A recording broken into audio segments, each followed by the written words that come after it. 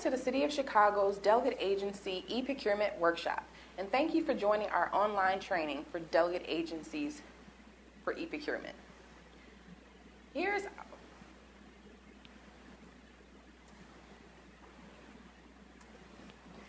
the iSupplier portal. This is the home page for our eProcurement system. You can access many things on this website, such as online training materials, and you can also get announcements on future training dates. For a listing of in-person trainings and other events, please visit www.cityofchicago.org/eProcurement. My name is LaToya Vaughn, and I also have Lucy with the Department of Procurement Services, who can speak to the registration process as needed. You can also find a copy of this video and PowerPoint presentation online. Okay, so let's get started with our presentation.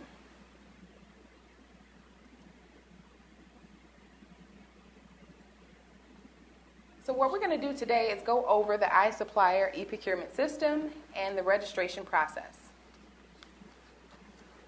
So what is iSupplier eProcurement? iSupplier is a module under the eProcurement system that allows for online purchasing for all vendors doing business with the City of Chicago. It replaces the existing processes and systems that are currently used for procurement. It is also required for any agency doing business with the City of Chicago. iSupplier is a full-service system that will allow agencies to manage delegate agency information, review and respond to online solicitations, submit your request for proposal, submit vouchers for payment, and communicate with various departments. The functions and roles of the stakeholders in eProcurement are as follows. Delegate agencies are required to register your organization. You're also required to maintain organizational information in iSupplier. And when I say maintain organizational information, I really mean active information. So maintaining active organizational information in iSupplier. You are also required to research the RFP solicitation and submit for proposals. Agencies can also create and submit payment requests. The Department of Procurement Services is responsible for registering delegate agencies in iSupplier.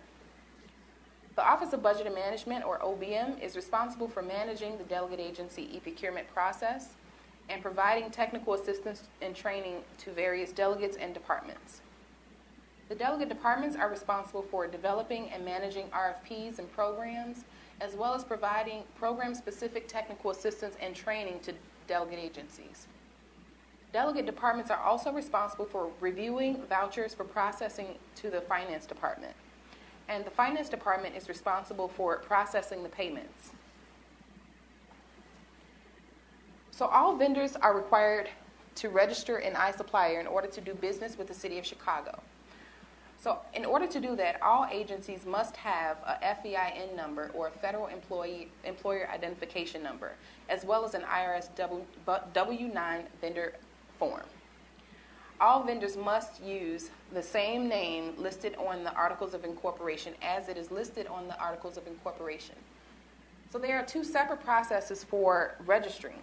So you can register your organization as a new delegate, which means that your agency has never done business with the City of Chicago or has never received a contract with the City of Chicago in prior years, or register as an existing delegate agency, which means that your agency has done business with the City of Chicago in the past.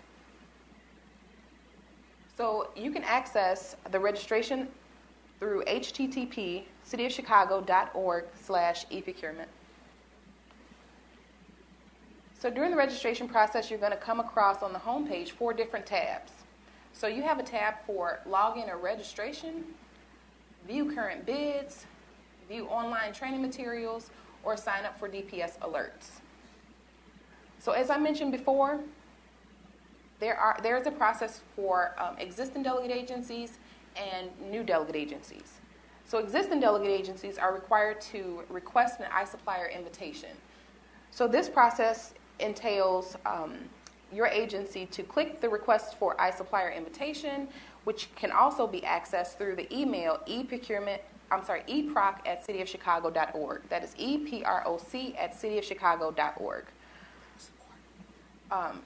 eProc support, eProc support@cityofchicago.org. That is eProc support, SUPPORT, @cityofchicago.org.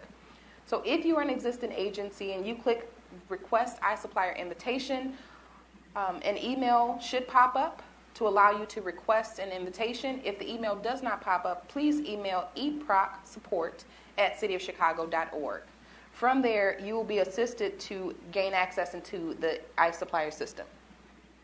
If you are a new vendor and you've never done business with the City of Chicago, you would click the New Vendor Registration tab. Once you click the New Vendor Registration tab, you should be routed to this screen. This screen will allow you to enter your company name as it is listed on the Articles of Incorporation and also enter your FIN number and your DUNS number. So delegate agencies are required to have a DUNS number, so please enter your DUNS number, your FIN number, and your company name exactly as it is listed on your Articles of Incorporation. We also ask for a contact person, so please enter your contact person's information, and they will have access into the system. I'm going to pass the mic to Lucy to add additional depth into the registration process. Yes, so the next page after this will allow you to upload your W-9, your IRS W-9 form. It'll continue, then you'll be able to submit. And with that, once that's done, you'll get a return email from the eProc support desk assigning you a vendor number and a password. All right. So once you have access into the iSupplier system, you will have a wealth of information of your organization that you have access to, such as contracts, payment information. So ultimately, you would have a wealth of information. So starting the iSupplier process for most agencies starts with online bids. So if you are looking for a grant opportunity to apply for, you would go to the online bidding section. From here, you can see the type of opportunity that is available. You can also see the status of that opportunity. As you see here on the screen, there is a status for active and closed RFPs. So you can search by active status. You can also search by type of events. So if the event is for commodities or delegate agencies, you can search as such. You can also view the solicitation number and the department that is providing that opportunity. You can also view the start date and the response due dates for those opportunities, as well as view attachments. So all of this is available on the iSupplier online bidding section. And from that screen, you can also log into the iSupplier portal, or you can elect to view the opportunity outside of the system. So in this exercise, we're going to walk through an RFP, not a live RFP. We're going to walk through the screenshots as if you were applying for a new opportunity. So from this page, we're going to go into the login screen. And one good thing about eProcurement or iSupplier is that if you are an agency that has access into the system and you forget your password, you can click the Login Assistance tab and reset your own password. This comes into effect if you are applying for an opportunity and it is late in the day and you don't have the support that you need to reset your password. You can do this through the self-assist option. So once you log in, you have your main screen. So this is what we want the agencies to become most familiar with. So this is your home tab or your home page. From your home page, you have two options. You have an option to go through the main menu, which is where you can view your invoice creations and you can view your administrative components of your organizational information, or you can view online bidding options, all through the main menu section. The work list section will give you updates and draft RFPs and online messaging. It will also give you information on addendums and any updates to that particular RFP. So this is the screen that we want our agencies to become most familiar with. As I said, this is your home page. So you have two options. The option that we think you'll use the most is most likely the main menu page. So under this tab, like I said, you will have access to invoice creation, view your contract history, view your payments, ultimately create your vouchers and respond to RFPs. So under the iSupplier portal, and this is under the main menu tab, you'll have access to view your orders, your shipments, your admin, and your finance. One thing that we want to talk about here is the capabilities that the system has to view things in real time. So ultimately, you should be able to view your payment history and contracts and releases in real time, as well as update your agency's contact information, addresses, upload various documents as attachments, as well as view your vouchers, view payments, and create invoices in real time. One thing that I will caution is items that were created prior to entry in eProcurement are not available in the actual copies. You will have to go to the City of Chicago's contract page to view the actual contracts with the live signatures. But as information is being stored in eProcurement and as we build out the system, you will have the capability of viewing your live documents with your live signatures in the iSupplier system. So another good thing about eProcurement is that you can view and respond to solicitations. So under your main menu option is an option to view to view online bids. So if you know your opportunity number, you can enter your opportunity number under the search tab. And in this instance, this opportunity number is 57. It is for a smoking cessation program, and it's an opportunity that, as for example, I would like to apply for. So if I wanted to apply for this opportunity, I would put in the number 57, and I would hit select and go. It will take me to view the quote. So from this page, I will have an opportunity to create a quote. I also have an opportunity to view the quote or respond to the quote. So in this instance, I am going to create a quote. This has various options. I have a header tab, a lines tab, and controls and contract terms. This screen will allow you as an agency to complete an entire RFP from start to finish and submit electronically. Another good thing about the system is it also allows you to save your draft and come back at a later time. It allows you to add attachments for various required documentation like the budget, the work form, insurance documentation, or any other required information. The departments will load a list of requirements. In this example, the requirements are 4,000 character limit, and it's asking for first name, last name. And for most departments, they'll have program-specific information that they will enter under those requirements. And each requirement must be completed in full in order for the application to be submitted or reviewed. Some of the attachments that we require are general requirements. They include your articles of incorporation, your insurance, your SAM registration, your status of good standing from the state, a list of your board of directors, financial statements if they apply, most recent audit statements if they apply, signature authorizations, and a cost allocation plan if they apply. This information should be uploaded in your under the main menu tab, under your admin tab. This allows us to capture organizational information for multiple departments under one centralized location. So it's very important that each agency maintains an active and updated, your attachments that are updated and active. So that's another component of completing or submitting an RFP. Another component of your RFP is your budget. So after you complete your header section, which is where your general information is and your program-specific requirements are going to be housed, you also have to submit a high-level budget.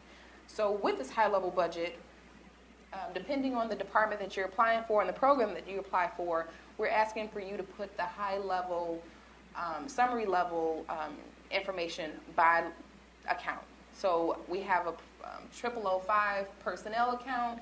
In this section, your agency would enter your summary level personnel amount. We also have the same for fringe benefits, for operating, for professional services, and for travel, etc.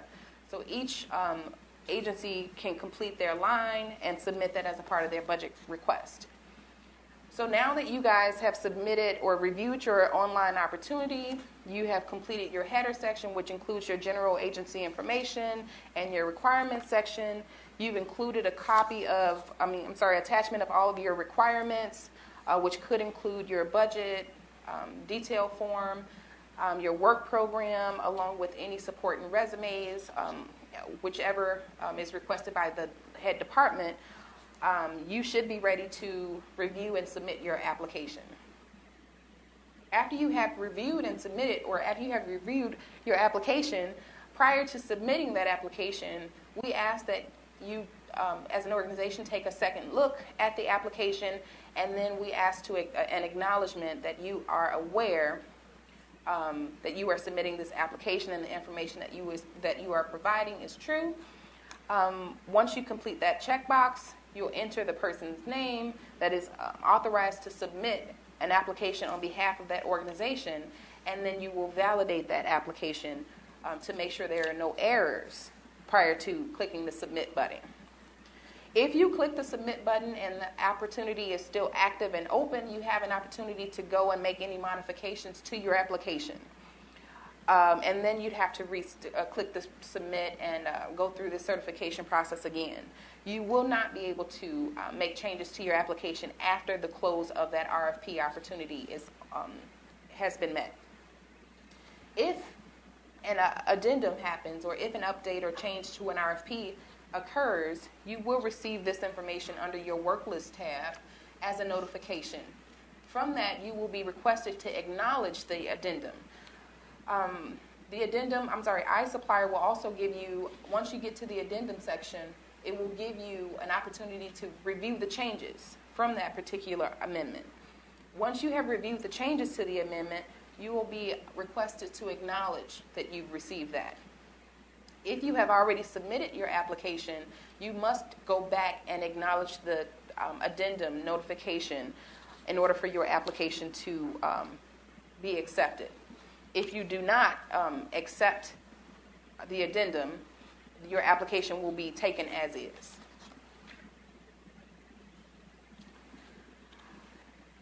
iProcurement, or iSupplier, eProcurement, also has an opportunity, or provides for agencies to look at their contract history, contract and release history, as I mentioned, in a real-time fashion.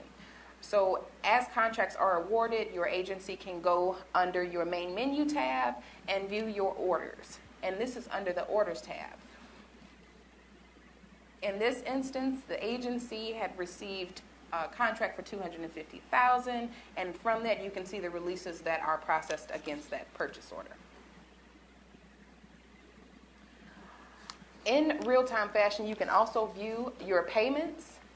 So this is your payment history in a real-time concept. You can see if it's electronically paid.